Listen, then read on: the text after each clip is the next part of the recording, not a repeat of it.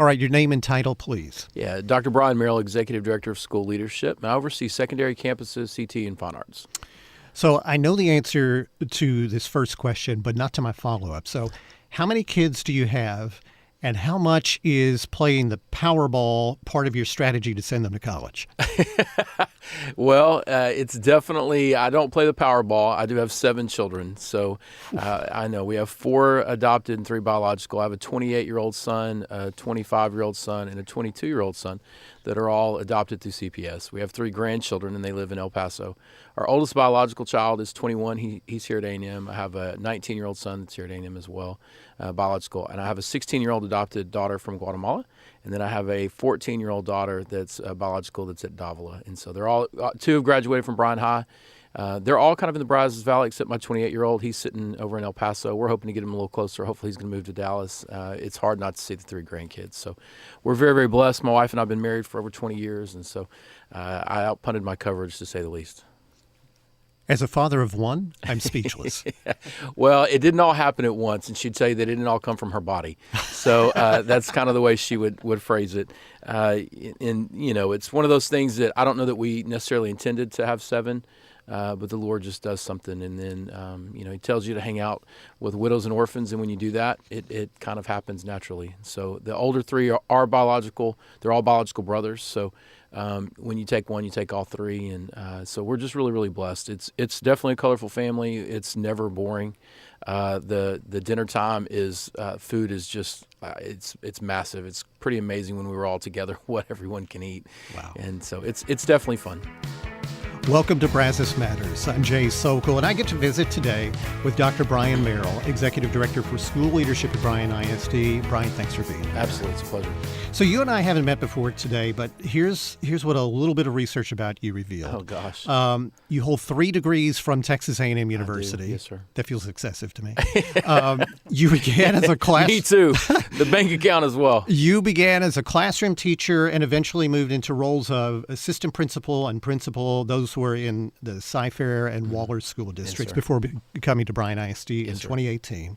And when you were hired here, a news story said you would be, this is a quote, responsible for the primary role of supervising and supporting campus administrators and staff in Bryan ISD. And you did a little bit of this a couple minutes ago, but do it again. Give me a layperson's description of what you were here at Bryan ISD to do. So I get the pleasure of working with our secondary principals this year. Last year I was over half the principals, and this year I'm just over basically half the student body, but it's all the secondary folks. And so I work with middle school, high school.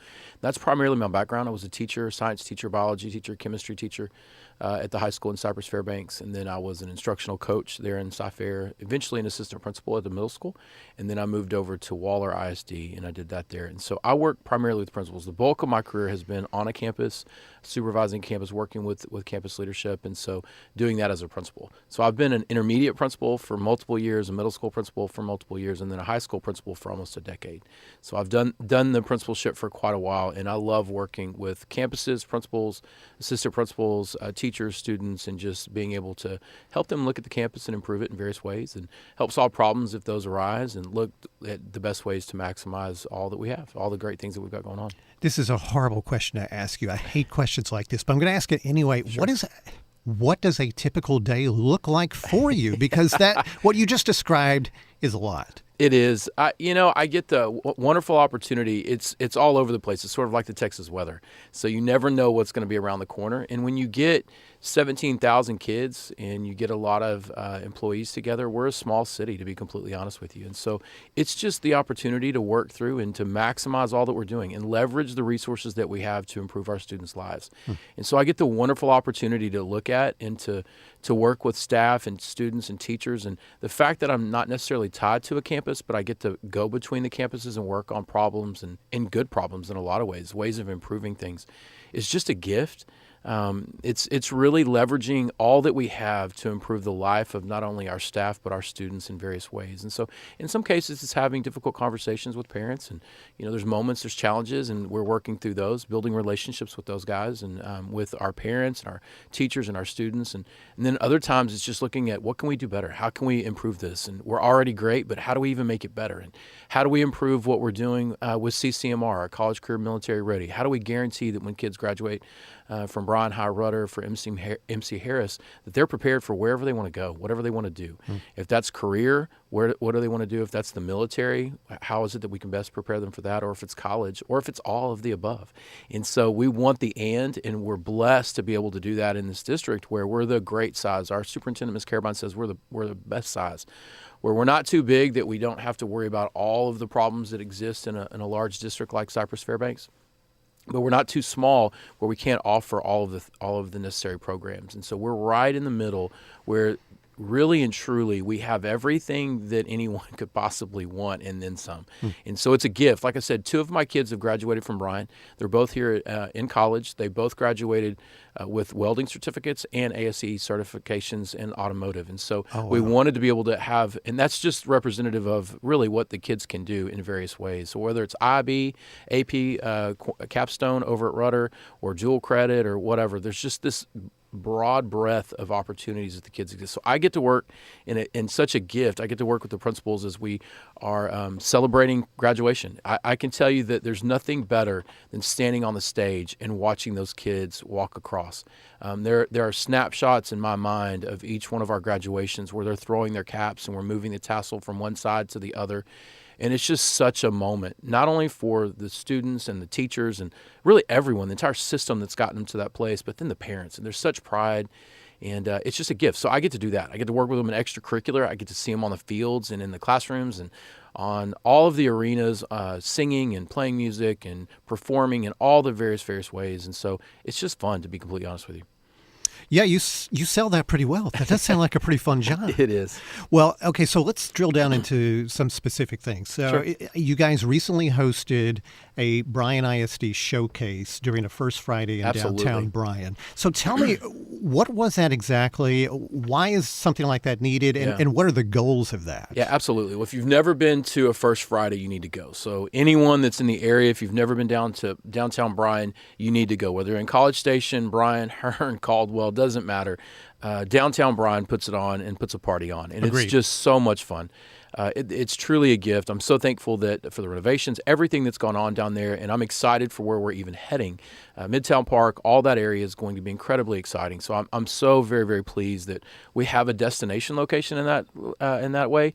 And so we get the opportunity for our showcase to go down once a year. We're down there all the time in various ways, but it's the city allows us to kind of showcase all that's going beautifully well in Bryan ISD. And so we've got campuses, organizations. It's really kind of like a street fair, to be completely honest with you. And we invite the entire community, all of our parents, and then those that are even interested in maybe attending or changing, or maybe they're homeschooled or they're private schooled or they're doing something else. And we encourage them to come out to see what we're all about, to see the various offerings. And so you're going to see performances from our mariachi. You'll see ROTC down there. You're going to see a mascot relay. Mascot relay took place. You're going to see all of those things that are just kind of highlights of what we're doing. The orchestra, the band, the choir, ambassadors, a new program that we've started, a student leadership organization, and then the campuses. And we have these beautiful campuses, these neighborhood elementary schools, and then we stagger them up. They go from a beautiful little small community-based elementary school to a little bit bigger intermediate, a little bit bigger middle school, and then just a bigger high school. And when we do that, it gives them these opportunities that you wouldn't be able to do if they were too much smaller. If they were too big, it would be too big to even know our kids. And so it's like a staggered effect. And you get to meet all the principals, all the representatives. Everyone's down there just talking about what makes their campus beautiful and unique. And it's just a firsthand experience. It's truly wonderful. We're walking around getting to build those relationships with our community and with our parents, whether they're currently in Bryan ISD or whether they're even interested in Bryan ISD. We invite them out. Yeah. So as you guys do things like this and you interact with parents and families who may be homeschooling their kids or sending them to a private school, charter school, Are they surprised at what Bryan They are. ISD offers? Yeah, they do. And so I never, we're so thankful for all types of schooling, to be completely honest with you. And we are so very proud and respect everyone's individual choice of how they educate their children. So whether it's homeschooled or private schooled, we definitely support them and want to in any way we possibly can. Even if they don't attend our schools, if they want to come out to our events, we love to, because we have great relationships and partnerships. Now, I will say that when you get into what Bryan ISD offers, it's incredible. I mentioned my kids, and it's not about my children. It's just about an example of what you can do. They can graduate with multiple hours of college credit, meaning they're going to transfer directly into into A&M, Baylor, wherever they want to go. And then I failed to mention Bryan Collegiate. We're literally one of the top high schools in the Brazos Valley, truly in the nation, graduating with close to 50, 60 hours. I mean, an associate's degree coming out of high school, just unique opportunities for them to be able to plug in. And so in addition to that, we have all of the extracurricular, all the fine arts, and then the CTE courses available. We have a CTEC center that kids can go out there, automotive, learn how to fix cars. We have engineering.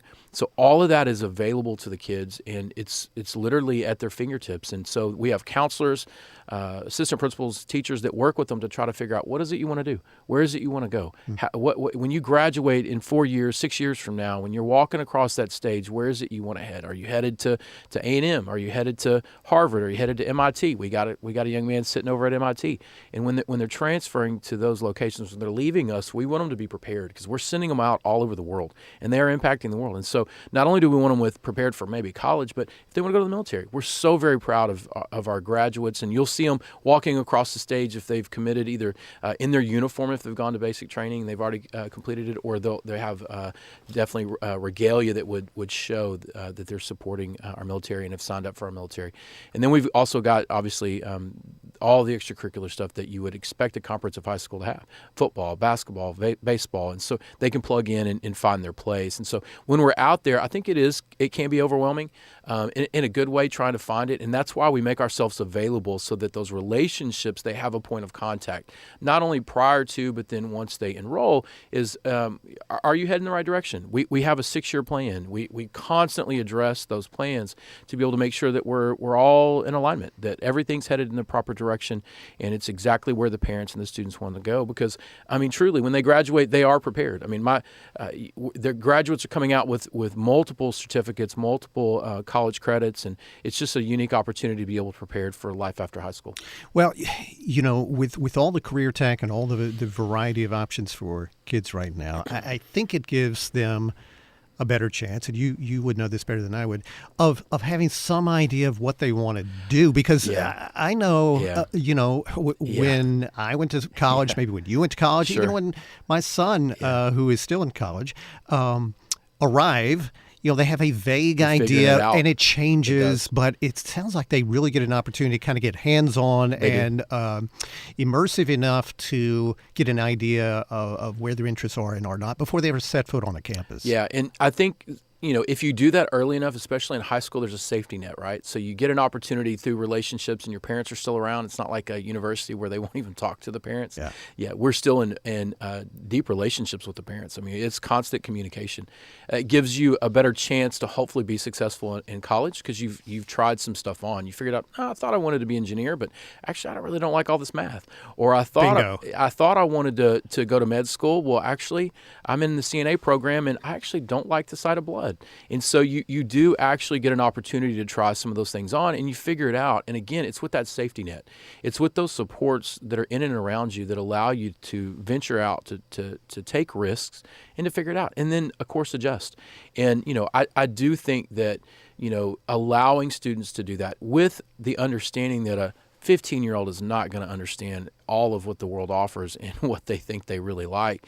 And so giving them that chance to be able to try it on, to, again, course adjust, to be able to make any type of necessary changes that are needed is just really, really powerful. Yeah. I think it gives our kids, when they leave, they know, well, I thought I wanted to do this. I don't want to do this. I really want to do this. And so they head in with really some specificity, with directionality in those situations. Yeah.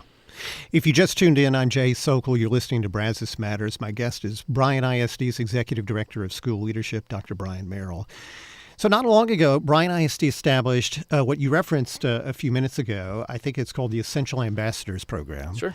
And that's within your secondary schools. Could you explain what that is and why that makes sense for Bryan ISD? Absolutely, yeah. Our ambassadorship program was really a vision cast by Ms. Carabine and really the school board. And they empowered and really entrusted us to say it's just not enough that the teachers are moving in a certain direction, that we can talk about the essential eight, we can teach lessons, we can do everything we possibly can, but we need a student voice, we need student movement. And so at the end of last school year, she challenged us to really look at that from a secondary perspective. And so we did. And so we went out and found the right staff members on each of the campuses, asked them who are their leaders, not only who are the leaders that are maybe that we would know of, and then who are the leaders also in really the entire campus, who's leading the campus, who's driving a lot of that culture. Some all positive, and sometimes maybe it's optional.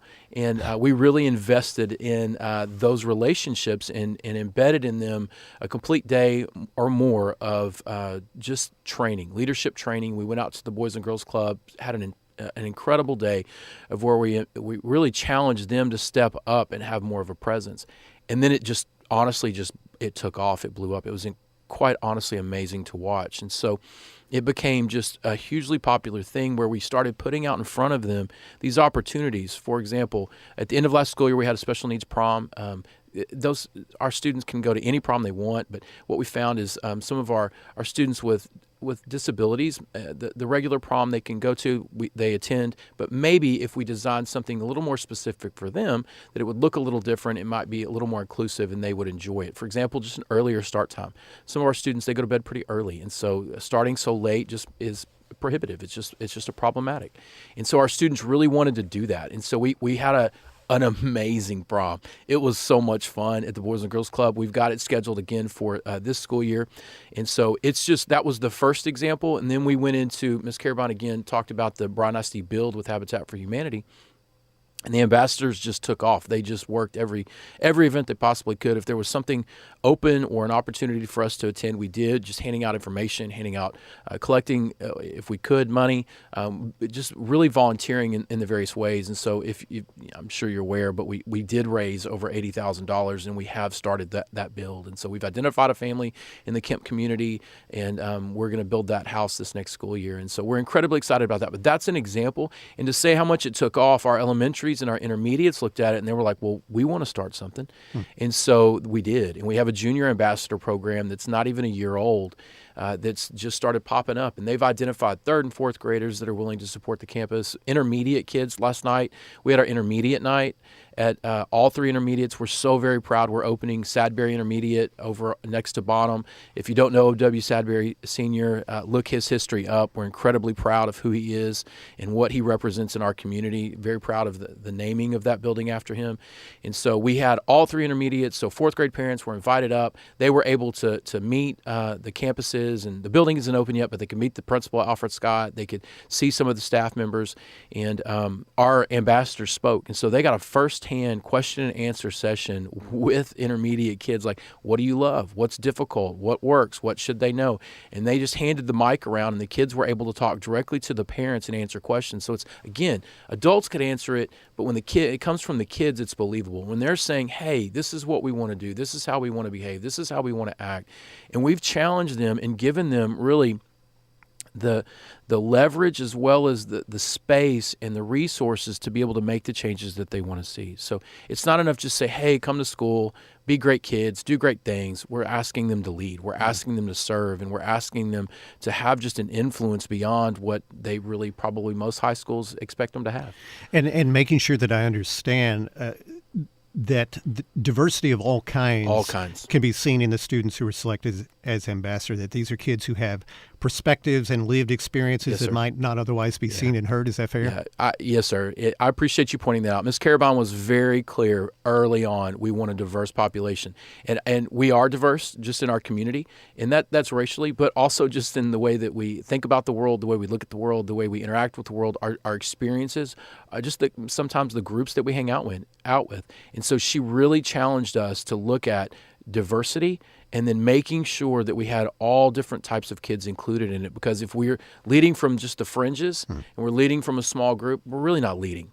I mean, we've got a small group trying to do something, but they're not going to have the influence and the power that the entire representation would. And so, yeah, if you look at it, there's all different types, which I think is what made it so powerful when the parents and the students looked out and they recognized, oh, that's my friend, or oh, they saw themselves in all of that representation. It was like, well, I want to be a part of that. And so we honestly then got an influx of requests from parents, from students, like, can I be a part of it?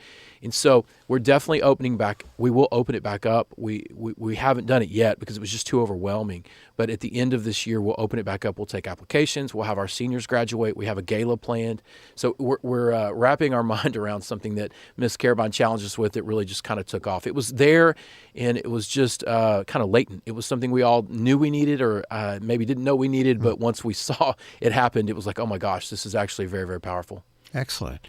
So can we talk a little bit about recruiting and retention? Is that okay? Yeah, absolutely. So I know that you not only compete with other communities for talented teachers, but you're competing with College Station ISD and a variety of private and charter schools in and around Aggieland. And it's the same when you look at police departments and fire departments and anyone who employs engineers and on and on. So what is Bryan ISD's strategy to emerge as the employer of choice? Yeah. Is it just dollars, or is it more than that? It's not. It's quality of life. It's the relationships that they build with their campus principals and their staff and those that they work with. I mean, really, when you get right down to it, what we want to do is we want to get the pay right, and we want to set it over here. So we want to make sure, and that's an ongoing challenge. So hear me. I think that not only is Ms. Carabine, but our school board is always challenging us to not only be the best that we possibly can be, to give as much as we possibly can, but the reality is once you get pay right and you take it over here and you get it out of the conversation, they want autonomy and they want significance, and we offer significance. I mean, we get to educate the youth. I mean, I love my job. I love working with our kids. I don't know of any job that gets to come and make the difference that we do on a daily basis in and around the Brazos Valley. And so when you think about what we're getting to do, that's what just is in us, is to be significant, to be able to make a difference in this world. And we offer that. And so getting the right principles, getting the right pay, and then getting that messaging in front of potential employees is just really critical. So significance and autonomy. And everyone wants autonomy, right? They want to be able to go in, they want to be able to work, they want to be able to make that significance. And so we offer both of those with, there's some caveats. We've got a curriculum that we offer which allows people to not have to create everything. So it's overwhelming if I'm going to try to if I'm a teacher and I'm going to try to teach chemistry and I'm going to have to create everything. That is overwhelming. I've lived that life. I can't even describe to you how daunting it is to be able to have to even try to do that. Well, we offer curriculum. Our curriculum and instruction department's amazing. And so we've got things they can use, they can add to, they can sculpt, they can make it theirs, they can adjust it to where it feels good, but they're not having to create everything. So when you look at those three things, we got to get the pay right. And that not only means the dollar and cents, but I would just point out our calendar. We have adopted a unique calendar. The school board has trusted us and given us the opportunity and believed in us to create, one of the things that probably doesn't change very often is the school calendar. I mean, it's, when we went to school, it's pretty much the same. Right. We have a complete week off during the fall, and we've given that as just a quality of life. Allow the teachers to have a week off in the fall, to be able to fall break, to be able to just stop and relax and be able to collect their thoughts, because the grind is so real in the classroom and in the buildings. And so we listened to our staff. They recommended it. We've seen some of that. So we're trying to not only get the pay right, and obviously as high up as we could possibly go, but then also quality of life through that schedule, through that calendar, and being able to offer them something that maybe a traditional sense a business wouldn't be able to do. And so all of those things, we look at them, and we are in competition. There's a national teacher shortage, across the state of Texas. We, through DOI, were able to fill all of our spots. We have a few maybe that we're still working on. Not since the beginning of the year, but just because things pop up and teachers have to, they move. And we're always going to have that just with Texas A&M here. We're going to be a transient community in the sense that, College Station is as well. The spouse gets relocated, they've got to leave. And so that's naturally going to happen.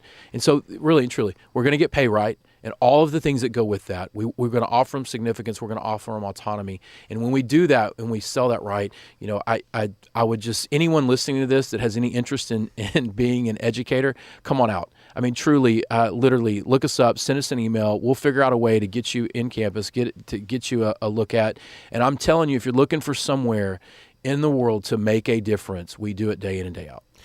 So do you even go back earlier in the life cycle of all this into the kids in your school district, trying to convince them that becoming a teacher is a worthwhile profession? Because I think, from what I understand, that the number of young people who are wanting to pursue being a teacher, that's been declining. But how do you guys approach that? Yeah, I mean, I think that through relationships, and we also offer a course, like a strand within our career and technical education program. We do have classes that specifically students can take.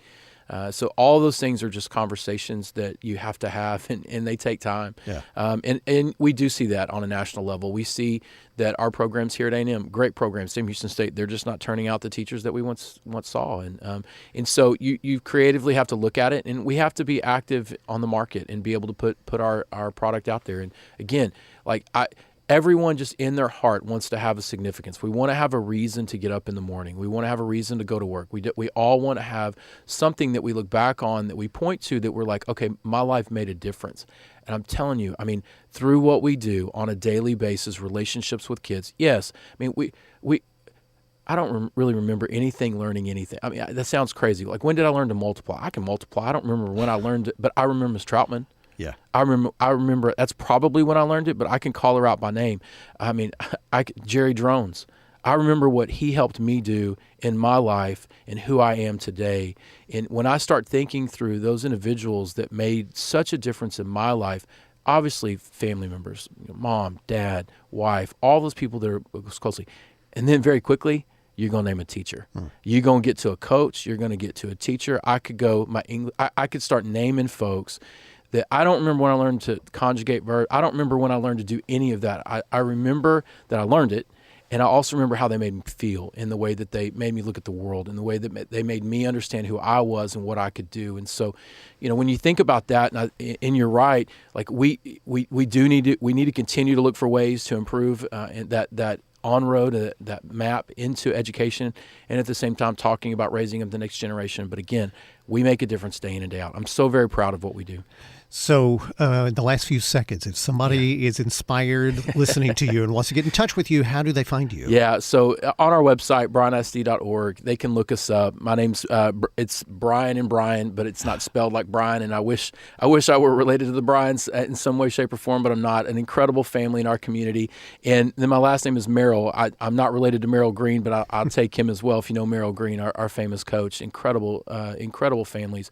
But Bryan Merrell, and then through our HR department, you can look us up, and our information is all over the website. And so just send an email, and we'll be happy to get you where you need to go.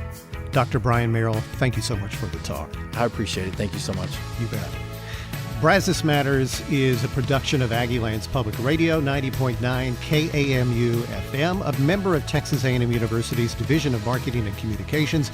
Our show is engineered and edited by Matt Dittman. You can learn more about us, as well as our all-new station, KAMU Classical. You can do that at kamu.tamu.edu/radio. Thank you for listening.